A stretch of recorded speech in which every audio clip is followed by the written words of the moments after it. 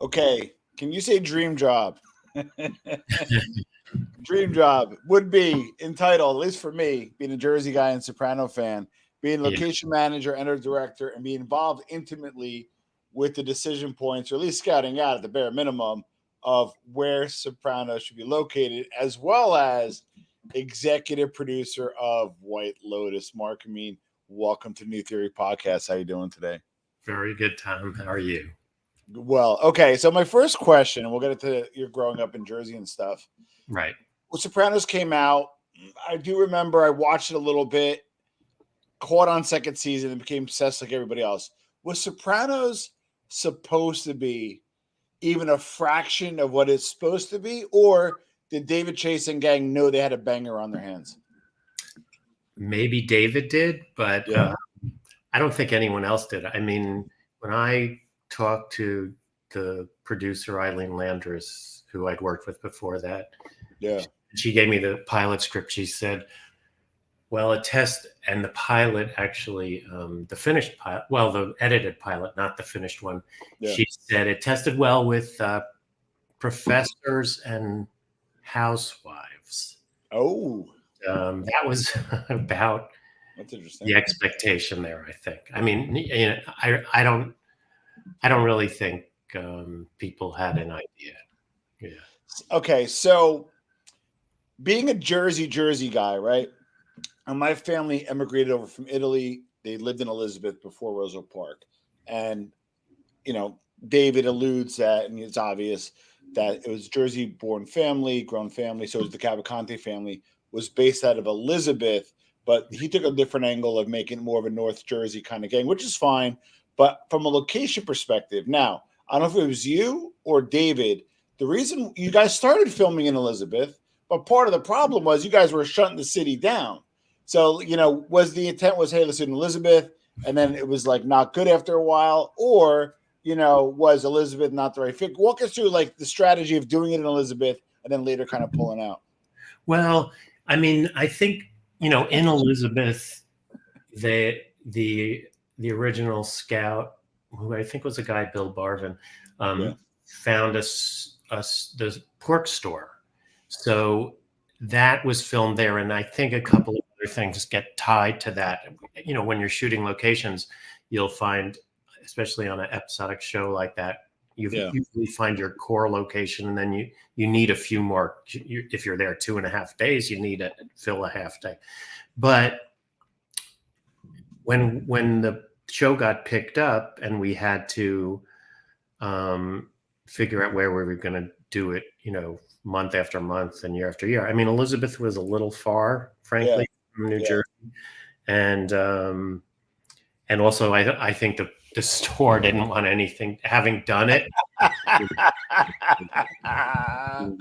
And it wouldn't have been, I mean, we went to the pork store over the years so much, it wouldn't have been practical to, oh yeah, that's the reader's copy of the book. So this place in the book is that everyone really knows. Satriali's, which is in Kearney, which is Yeah. no longer there.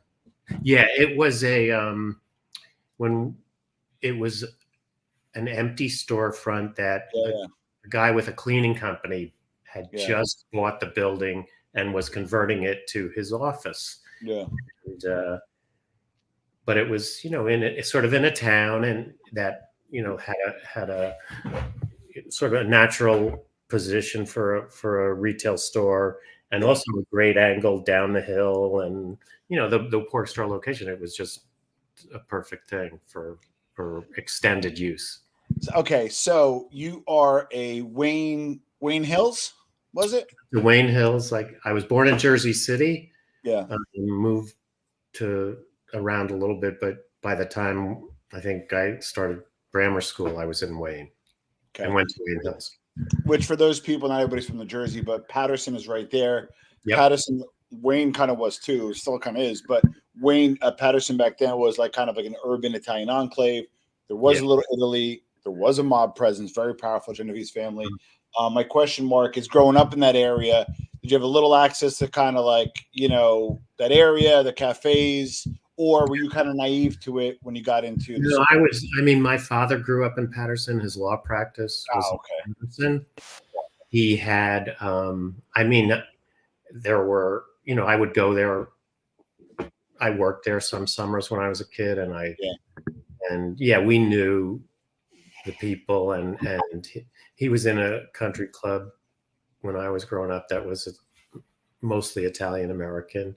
Love He it. had some stories about, I think it was Sonny Boyardo stopping him in the Oh, wow. meeting room and saying, "How you doing, counselor?" And he was kind of like taken aback, like, "You know who I am?" Yeah. And I, yeah, people are so. It was around for sure. And it's kind of remiss to say that of the, in a lot of places, Italian Americans are areas are smaller, literally are smaller now. I was kind of hoping Patterson held on, but things happen, right? So Yeah. you grow up in Patterson, you grow up kind of around it. I liked what you said.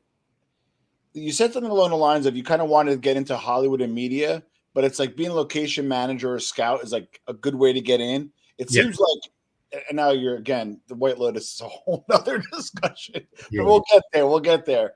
It seems like you kind of had a strategy to break into Hollywood, being from the East Coast, which put the odds stacked against you, and it paid off. So, what was your kind of strategy going in, if you want to buttress that point, and then how did you kind of ascend through the ranks? Well, like when you start off in the film, like wanting to get into film, which I Yeah. started to think about that really later in my 20s. Yeah. But everyone wants to be a director or an actor or a writer or whatever. Yeah. And I pretty early on realized, even though I had a lot of interest in writing, that I wasn't sort of film language familiar enough. Because I was just a film buff and I wasn't like a filmmaker. Yeah. But producing, I had a good sense of organization. Yeah. I went to law school for a semester and dropped out, but I had a little business sense. And so I thought it was a good avenue. And then really through my wife, she grew up with a bunch of guys who ended up in the film business, and Interesting. a lot of them went through locations, and it's pretty standard in New York to go start in locations and move into production. And wow. once I learned that, I was like, okay, that seems like a path for me. I like that. I didn't want to try to be a writer, and like I was trying to be a writer of like in nonfiction, and I was making more money as a superintendent in a building. As a walk on. Yeah. I like that because he had like a business approach towards it. Yes. I hear a lot of people. I think they kind of make up the sacrifice. Oh, I'm gonna rough it out and make no money, then get big. No, might as well rough it out and make money, right? So okay, so to go into like something I'm super fascinated with, and feel free to choose some of your favorites, but you're scouting out Sopranos. What audience do you serve? Do you serve dramatic audience to make it kind of look like Jersey and it seems reasonable? Or did you guys have this in mind for Jersey guys? So like if you got called out, like were you like, no, we can never have it there because no self-respecting North Jersey guy will pick up on that? Or what was your target audience in terms of location setup? I want to kind of set it up. For me, my target audience was David Chase. I mean, we had to make him happy. I mean, the fact is that I grew up not far from where he grew up, and I spent a lot of time in those places. So I think when he said certain things, I feel like I had a head start because it was a New Jersey thing. When said a garden apartment or someone said whatever, an Italian suburban Italian restaurant. Like, I don't think, unless you're from those kind of areas, you don't have the, the history to go right there. I mean, people, the people I worked with, the scouts, the assistant location managers, picked up pretty quick and probably exceeded me. But, first at the start, that was, and we did, like David was insistent, we're not doing this in New York, just get tax savings, because there was a tax credit break in New York.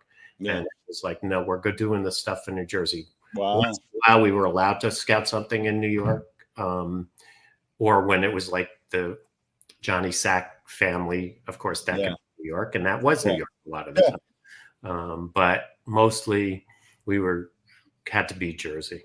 Nice.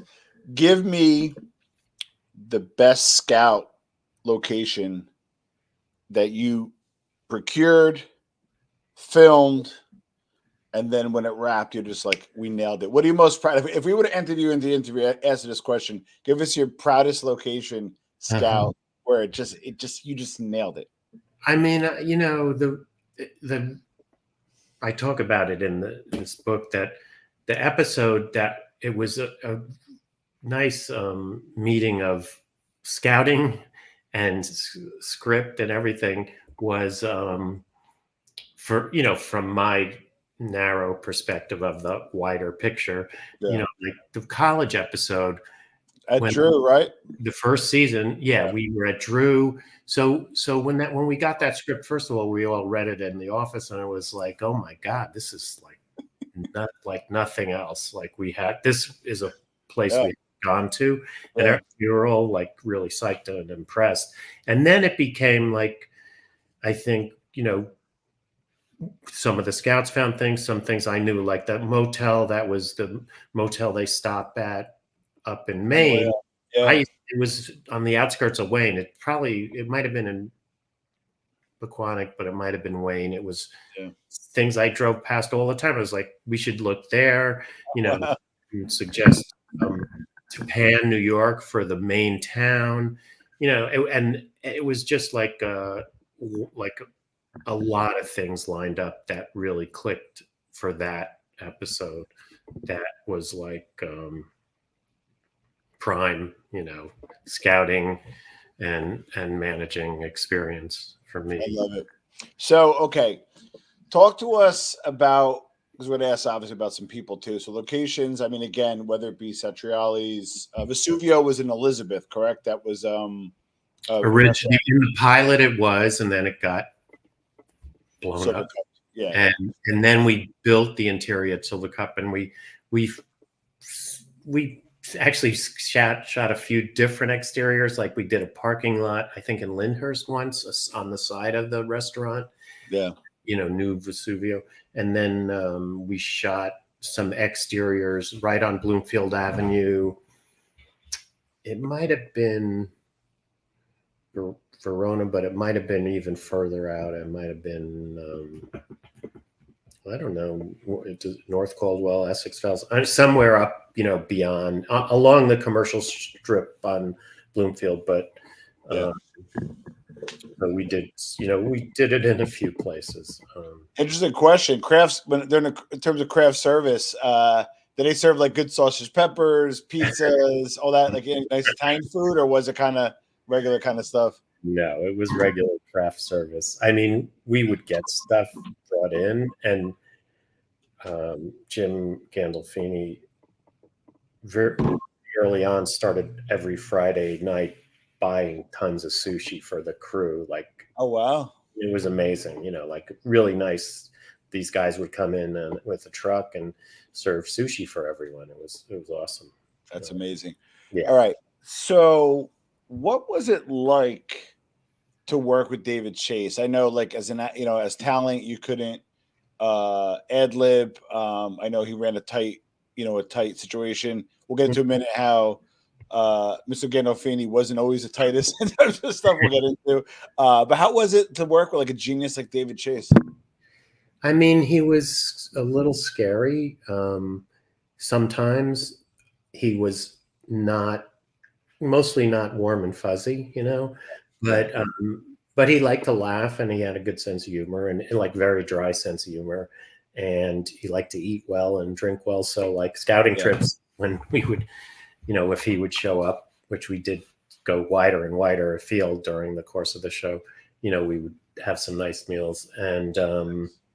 and it was interesting to watch. I mean, like to see how, I mean, I spent time when I could observing him. So there are things I talk about in the book of, you know, watching him after a table read where, the actors sit around and read through the script, and just so that the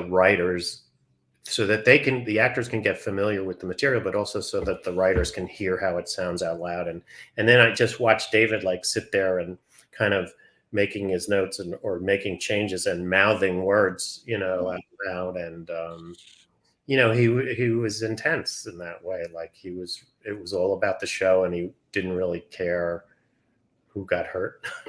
I mean, not physically hurt, but, Yeah. Who he had to make do what they didn't want to make it the right way. So now, tell us about the first time you met James Gandolfini. I was around the first few episodes we were filming, and then it was the college episode also. I'll back up a little. It'll be a little bit of a story if you don't mind. But I got called at a certain point during the scouting of that episode down to the writer's office. And, Eileen actually picked up the phone and said, David wants to see you, come down here. And I said, okay, let me just get the files together, location scouting folders that would show him to get approvals or get interest. And she said, you don't need the files, just come down here. And like I thought, this is not, because there's no reason for him to, the location manager. Anyway, I walk in and there's all these people I don't know in the room in a semicircle, and there's some chairs outside the office, and I realize, they must have been in the middle of casting. So I walk in and it's like, okay, what do you want? And they said, well, sit down, and they hand me a script page and they said, read the dean of admissions. And this was in the college episode. Yeah.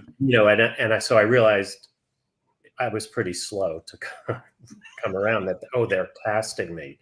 And, what I heard later was, after hours and hours of casting, and there's one line for this dean of admissions, and David didn't want to see another 8 people. And he said, get the locations guy down here. Because I was bald or going bald at the time, and like a dean. I got my, I look kind of academic, I guess, in some ways. So, so I ended up dean. So I thought that day we were shooting at Drew University, we had we shot a few different colleges all on that campus. They have a variety of buildings. We did a walk and talk with Meadow and Tony, and then we did that dean of admissions scene and a pull up later. And I thought, as I was walking around, just checking the various spots, like I would do when I was on set as a location manager, I saw Gandolfini sitting on a bench out on the campus. And I figured I'd introduce myself, because even though I'd been around him, we'd never actually met, because I'd stand in front of him in a scene a little later. Yeah. And so I went up to him, and he was like on his phone or looking at his phone. And I said, I'm Mark, I'm the location manager, but I'm actually going to be in the dean of the admissions office scene with you later. And, he just kind of stared at me, and, and then I said, I just, I probably got embarrassed and, stumbled around, mumbled, and he finally said, well, good luck with it, see you later or something. And that was it. Wow. Yeah, it was interesting. And then over the years, though, did you get a little closer? Did you keep a distance? Yeah, I mean, I kept some distance, but I realized, and especially when I was, I did a lot of the distant location or semi-distant location down to the Jersey Shore, and LA and Paris, although Jim wasn't there, and Miami. And, so I started traveling around with these guys, and upstate New York. And there were times when I would have conversations with them or talk to them or go out with him and a bunch of people. Nice. Got to know him a little more. There were some crew members who were very close to him. And obviously a lot of the cast, not as a location manager, or when I moved into sort of assistant production managing, I was on set a lot more, like every minute of the episodes I was covering. I would get more familiar with the guys, Jim and all the other actors. I like it. But Now, yeah, he's shy too. He's not. yeah. I think he was probably a lot of fun. I saw that he was a lot of fun in there, but it's slow to get to know him. Wasn't we'll wrap up it with James, but wasn't there was like a financial dispute, and I guess whatever reason it was the cast or crew or something, and he allegedly offered or gave up a part of his salary to cover the shortfall for the rest of the crew. Is any truth to that, or is that an old wives' tale? I don't know that he did that. I mean, we had to push a few. I don't know if it was a few weeks or a month and a half. I don't really remember, but I know he wrote checks when he got the deal closed to a lot of the cast, Oh wow, nice size checks to nice. share the wealth with them to some extent. I mean, they were all like kind of flabbergasted to get Wow. whatever it was check from him. And he was a generous guy for sure. Yeah. And maybe he paid some of the crew. I don't know. Yeah. Who? One last question. Who was he the closest with on set? Like became a real relationship with? Was it Edie Falco or who from the set? I know he was close to Michael Imperioli. Nice. I'm sure he had some other guys he was close to among the cast. There was a on-set dresser, Jeff Marchetti, that he was really good buddies with. And Jeff was always around and also kind of fun and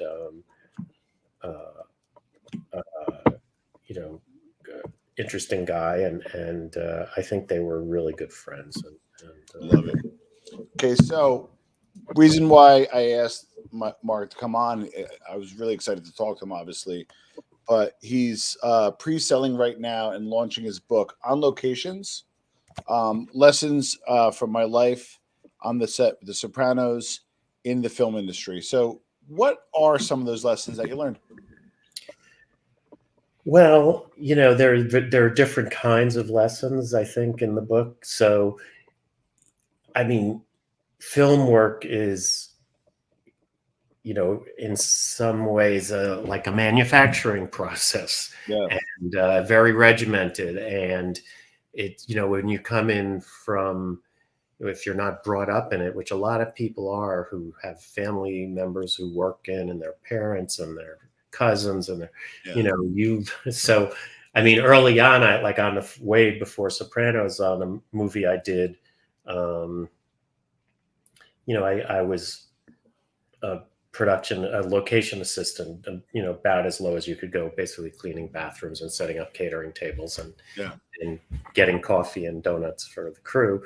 And then when they filmed my locations, standing around to do whatever anyone wanted. And I got caught in the set. This was on the movie Quiz Show that Robert Redford directed, and it was a big movie. It was the first big one I got on, and I was sitting next to this air conditioning unit in this really tight apartment, and they said, rolling sound, and why the hell is the air conditioner still on? Someone turn that off. And I just reached over and flicked the switch that I was writing. So, and I got my head torn off by one of the guys who, whether it was a prop person or a set dresser, are you in the union? Don't. Yeah, I was going to say, there were those kinds of lessons. I mean, there were sort of lessons about, I don't know, when to speak up and when to stay quiet. It's not only regimented that there are distinct jobs in the film world, but there's a pecking order, and you learn as you go. Like, who to not interrupt and who to never talk to and who to, and when to like say what you have to say. Well, we noticed that some of the locations, and our friend Mustache Pete, in the Bada Bing, there was an actual gambling operation, the real Satin Dolls. Allegedly, the initial pork store may or may not have been tangentially involved. We can kind of say this now as public information, but you don't have to say the locations if you don't want to. Were there places you were scouting out where you might have got it right, and maybe they said, "Hey, you can't film here," or opposite, "Hey, you could film here, but you kind of know who owns it." Like, did you have any brush for kind of some of the realness of who they were portraying? I mean, like definitely uh, a strip club. I'm not going to say it was Satin Dogs.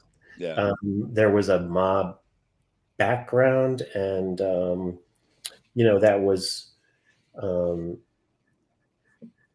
there was history there and public record, and yeah, and I mean, it's funny that they're like in this particular place, the owner who I got to know yeah, after working on the show for a while. Um, at a certain point, David and the writers wrote in an illegal gambling club that was after hours. yeah, And these places existed. I mean, I remember even before I got into the film business, being yeah. in New York City, and a friend of mine who worked as a bartender. I guess that nightlife circuit, you get to know all these things. We went Yeah. where it Well, was like, I used to go to a place on Bloom. Sorry to cut you off. I used to go to a place on Bloomfield Ave to wow, play poker, and I just and Kenilworth too. I yeah, have this thing. I do not. I don't know. Maybe it just happened, but I would not gamble at mob spots. Like really mob. Like maybe somebody's kicking up or something. But I'm talking yeah, about mob run spots. So there's two particular places that I played in. One, my friends and I went there. We're all drunk. We went there after to play poker. I'm convinced they were mechanics because right, in normal odds they would have won what they won. And then I kept going to this place at Kenilworth that was a little, and I knew some of the people there. But because I knew the people there, I wasn't winning. So whenever I went to a mob place, I yeah. never won. I'm Yeah, just they fixed the odds. I mean, the one that I went to, like blackjack rules were it was blackjack's hard enough to win, and then they had something about I think if you tie, you push, like they go 1-1 to increase your odds. tie the house one in that, Yeah. like they just bent Yeah. the rules enough to make it impossible. Well, don't you can appreciate this as a Jersey guy, as an educated professional guy as well. Like being in Jersey, you get access to a lot of different type of people. Where a Right. lot of these mobsters maybe might not have the social graces, or they might not be that intelligent, but we're intelligent enough to make sure if you make it 1-1, the odds go in your favor. Or Exactly. hey, you owe me 3% plus the principal plus whatever. So these guys maybe were not as stupid as we thought. So No, what? I Yeah, mean, the guy, the guys I met who were once associated with the mob, yeah, maybe, and weren't at the time, as far as I know, yeah, were smart about money. I mean, they made money. They yeah. were, they weren't maybe so smart about knowing when it was enough money. You Yeah. know, kept at it. Um, but I remember having a conversation with this guy when the writers wrote the illegal gambling club in, and he was like, I used to have one of those like back in Jersey City 20 Oh years ago. wow. It's a great business. I think I'm going to get into it again. And I was like, first of all, every time I went to talk to this guy, I felt like, is the FBI tapping this room somehow? And am I gonna?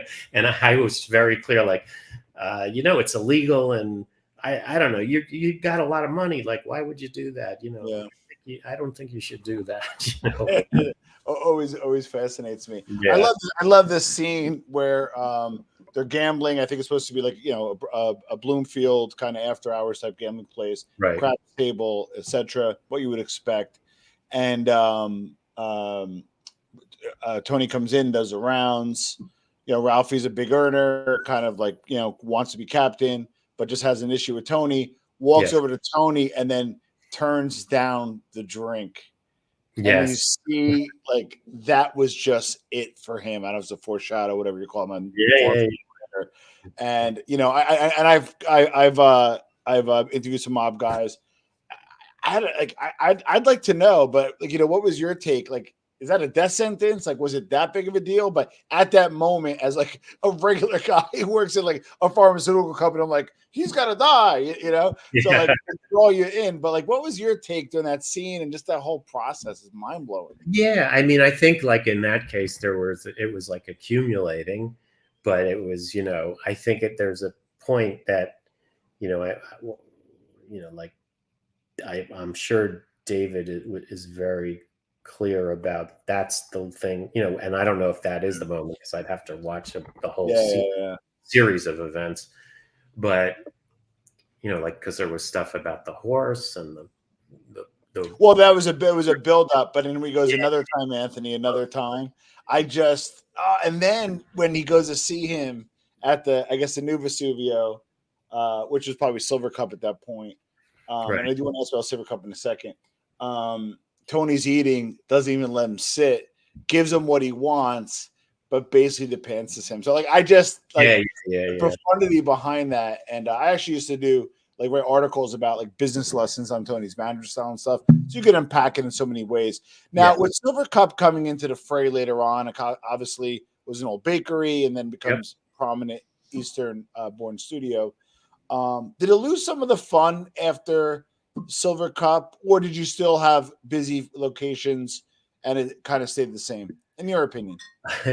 In my opinion, it wasn't enough of Silver Cup. I mean, when you're doing Gotcha. locations on a TV, like Yeah.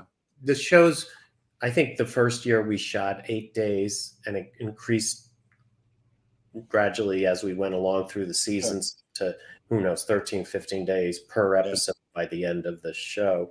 Oh wow, But that's a lot of filming. yeah, it was, but there was always, and I did I did one TV show for a few years before Sopranos, this show, New York Undercover. Oh yeah. And you always felt like, I wish they'd do more on the stage when you were doing locations because the show episodes came around so fast, whether it was every 2 weeks or 3 weeks, Yeah. you'd have all these locations to sign up and all this parking permission for the trucks. So no, Silver Cup was, it was like build whatever you want there and Oh wow. get us off the streets.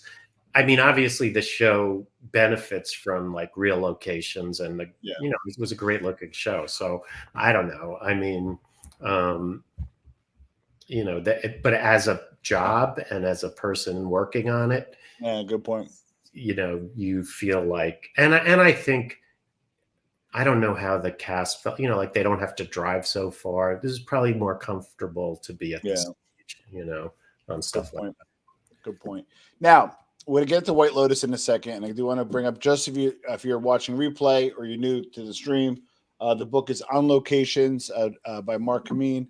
Talks about what he learned from being on location, different sets, and that. so forth on The Sopranos. It's not available yet. You could pre-order. I do recommend you pre-order because I do believe it's going to be a little. I think you just call him Anthony. I think it might be another time Tony. We'll check. Jason's a friend. We'll go back and watch. I have a friendly bet over Thank you. cigar and a scotch to see if it's Yeah. Tony or Anthony. I know you just call him Anthony normally, but that's the book. I'll put a link below. Did you ever? People request before we wrap up. Did you ever screw up? Meaning, like you picked the location, David got there, like hell no, or you picked the location and they turned down 10 of them, or they picked the location, filmed, and afterwards they're like, why do we do it there? Like, did you ever like really screw up? And if so, how? Just out of curiosity. Well, I mean, I've certainly screwed up plenty. I mean, on Sopranos, there was, I think it was in the first season, Yeah. the funeral home in that we filmed when one of a woman that Junior, Dominic Chianese had dated when he was younger, and how R-rated are we allowed to be here? Oh, it's a podcast here. You're free form. So David wrote this line. Junior Caesar, and he's with I forget who he was standing next to, some of the guys, Yeah. and he's looking at the woman in the casket, and he says, "She gave me my first hand job." That's and, right. And I wasn't there at the time. My assistant location manager, an old friend of mine, Mike King, was there, and the owner heard this of the funeral parlor, and this was down in the Village in New York City, and he said, "You can't say that in my. This is a family establishment. I'm not letting you say that." And he, they said, "Well, it's I know we're in New York, but it's the funeral parlor. It's a different name, and it's really supposed to be in New Jersey." And the guy was like, "I don't care. It's not happening." And Mike called the office, and they put him on with David, and David said, "Oh shit, what?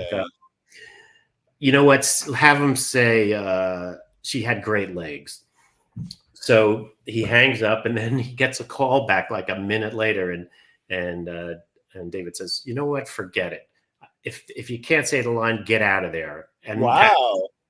the company, and the guy wouldn't let us say it, and they had to leave. And that, I mean, to me, that's like a location blunder. Yeah. But you didn't know to ask, like, are you okay with profanity or not? After that, it was like, wherever you go, ask if make it clear, and especially if like there's bad language in this show, sex, there's racism, there's like any bad thing you could think of could possibly come out of someone's mouth. So if that's a problem, fine, but you're way better off not getting a place that might look great if they're not much of film. But before we get on to White Lotus and wrap up soon, could Sopranos, as is, be filmed and released today? I don't know. I mean, you hope so in some ways, but I know that years later, when I was actually probably doing White Lotus or starting White Lotus when I was on a job when the prequel got made, the movie that David wrote and produced. And when he sent me the script before the line producer who ultimately did it was on, and there was some thought I might do it, and I read the first scene, which is a very Sopranos scene of, and clearly racist, and I just thought, even to myself, like it's different now, like post Black Lives Matter, and there's so much else in this, like the #2 movement. I mean, there's just so much stuff that's gone on that I don't know if you could just take Sopranos today and even get it through a studio and have them correct. I mean, whether it would be how it would be taken is also another question. I mean, like people, it's still considered one of the greatest or the greatest TV series ever, and you hope that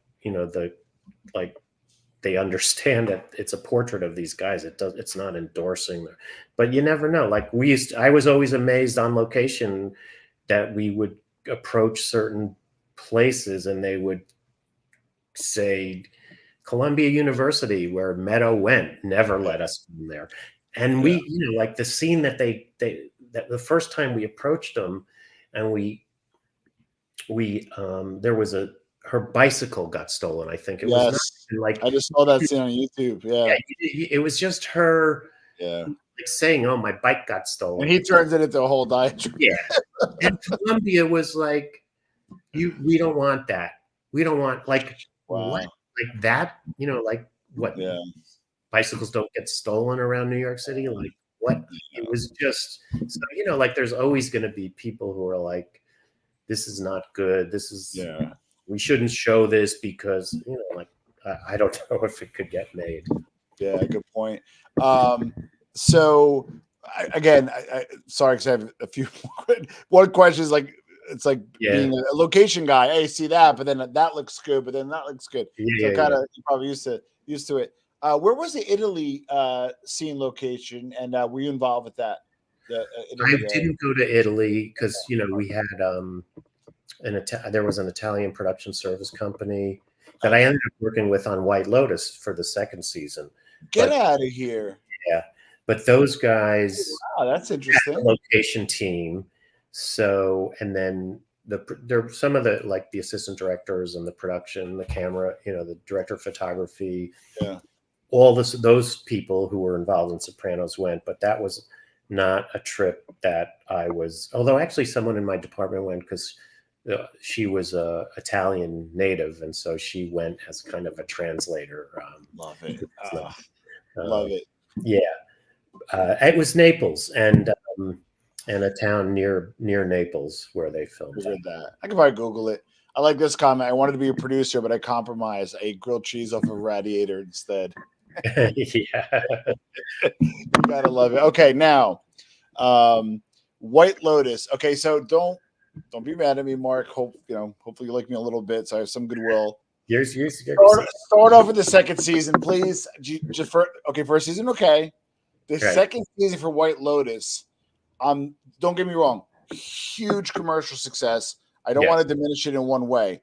I don't know why it's not like Aquaman big. You know what I mean? Like it was the best series in the last 10 years.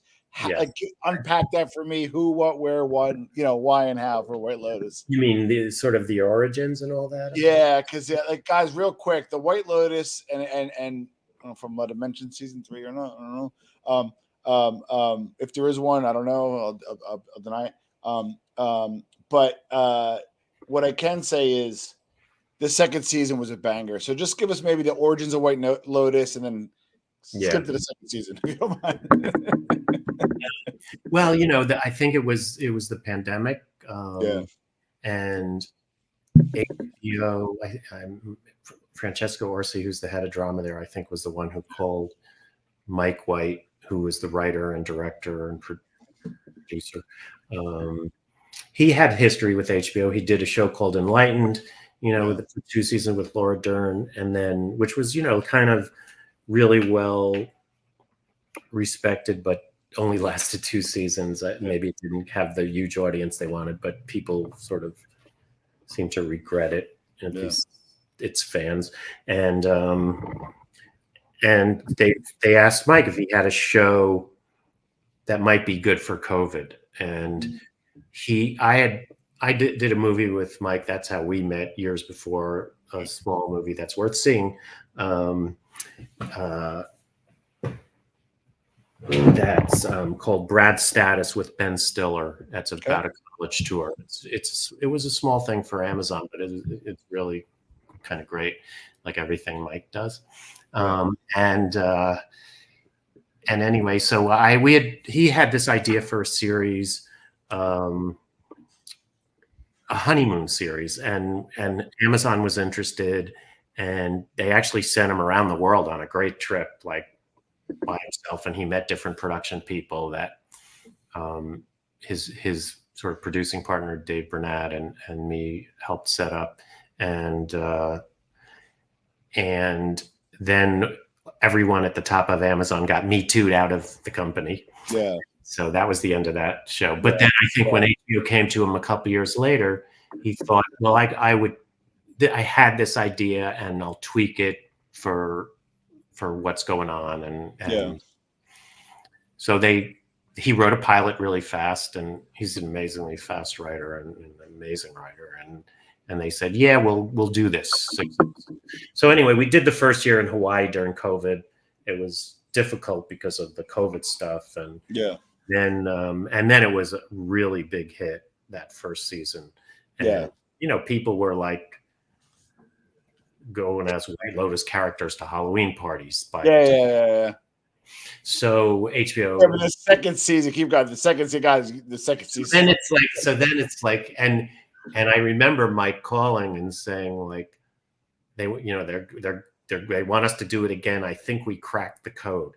Nice. Because for him, like traveling, working, it's like ideal.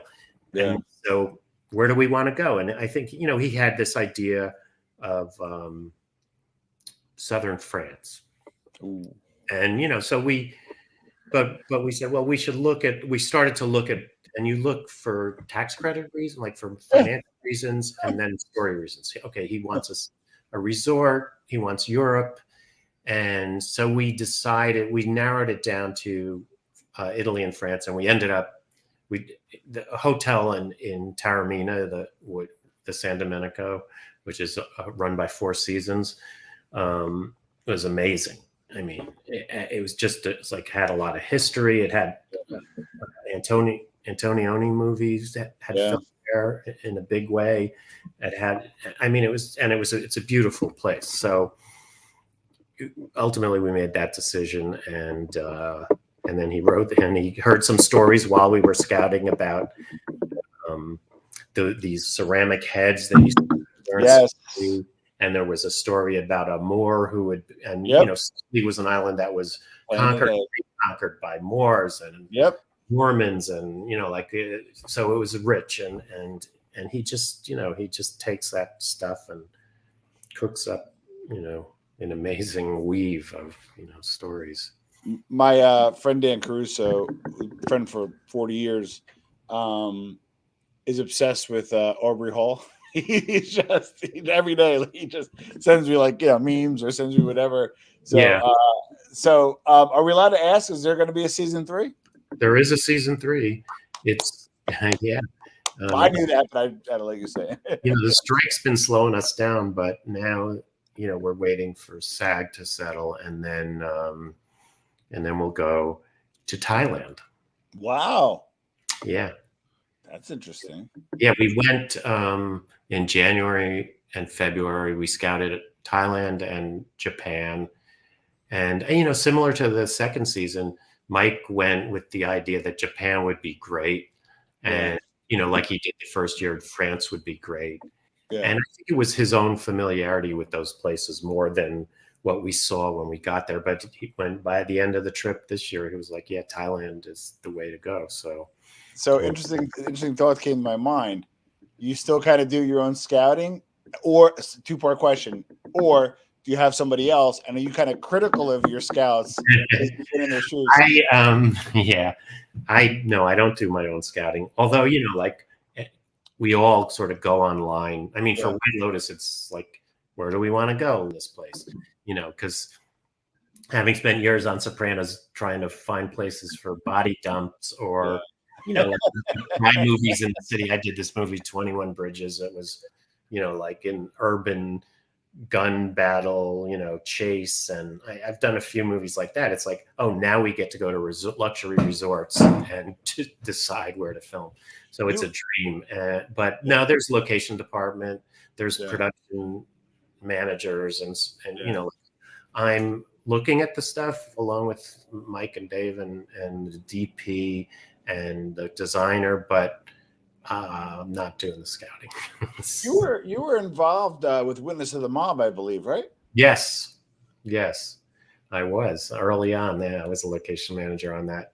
Soprano and story. Yeah, I had a run of you're on Sopranos. People want and also I got to say, like, obviously with Scorsese and New York, there's a lot of mob movie history.